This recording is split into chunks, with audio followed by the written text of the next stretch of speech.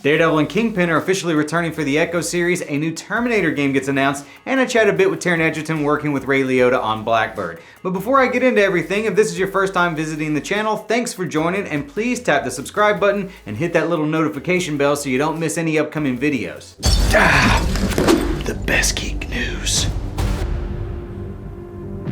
Hello, I'm Chris Killian, and how about this heat, guys? I only say that because I'm flying really close to a star right now.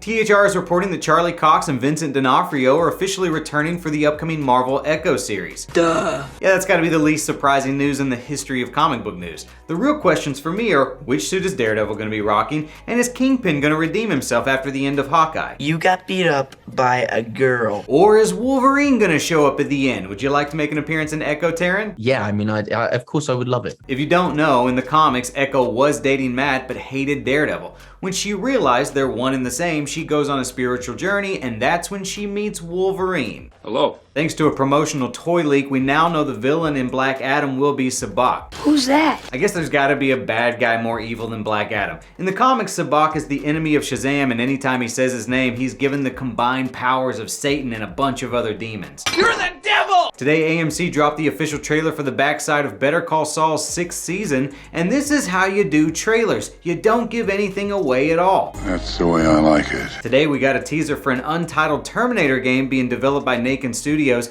It's being described as an open world survival game, and if by survival, we're talking alien isolation, but with a Terminator being sent from the future to hunt you down, holy f***, I will legit shed tears of joy. I know now why you cry. Blackbird drops on Apple TV Plus tomorrow, and if you don't know, this series will serve as Ray Liotta's final TV performance. I was lucky enough to sit down with Taron Egerton, who was gracious enough to tell me about his experience working with Ray. Check it out. Blackbird features one of Ray Liotta's final performances, which I can only imagine is bittersweet for you, and the two of you have some really wonderful scenes together. So what was your experience like working with him?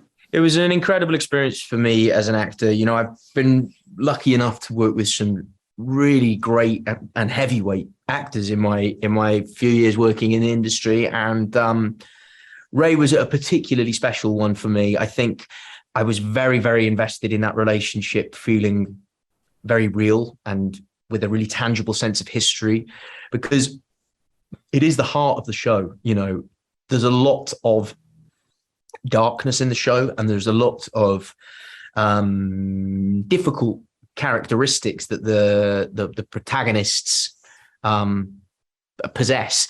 But I think the tenderness of the relationship between Big Jim and my character Jimmy is kind of the engine for why Jimmy takes this massive risk. And I was so extraordinarily blessed that an actor of Ray's gravitas, caliber, magnitude, you know, decided to take on the role, and we had a really, really special connection, and we had stayed in touch actually because it was a special experience.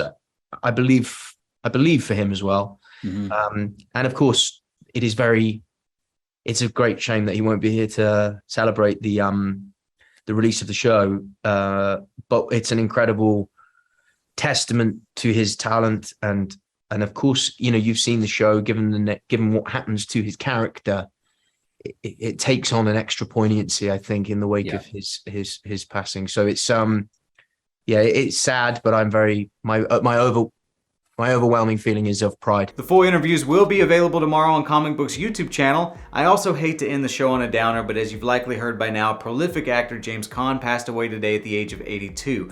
Obviously, he's best known for The Godfather, but I mean, the man was in Elf, Misery, Dick Tracy, Bulletproof, just to name a few. So our thoughts are with James' friends and family, and thank you for all of your film contributions. It's no big deal. And that's that for Thursday. We won't have a full show tomorrow on account of it's summer, and we all need to go outside more, and I only say this as a guy who hasn't been outside since 2020. Hypocrite! All of the stories in this video came from articles written on ComicBook.com, so if you'd like to read more about some of today's news with your very own eyeballs, feel free to head over to ComicBook.com, where we work 24/7 to keep you all up to speed on the latest news. You can also follow us on Facebook, Twitter, Instagram, TikTok, and more, all of which are linked below. If you're someone who likes listening to other people argue for hours on end about this sort of stuff, we've got you covered there as well, with Comic Book Nation, hosted by Kofi Outlaw every Friday, or our Marvel-focused podcast hosted by my best frenemy, Brandon Davis, on Wednesdays. If you want some behind-the-scenes antics or previews of my cosplay, or you want to know what it's like to live on a spaceship for months at a time with no genuine human interaction, find me on Instagram at CKComedy or Twitter at Chris Killian, all links below.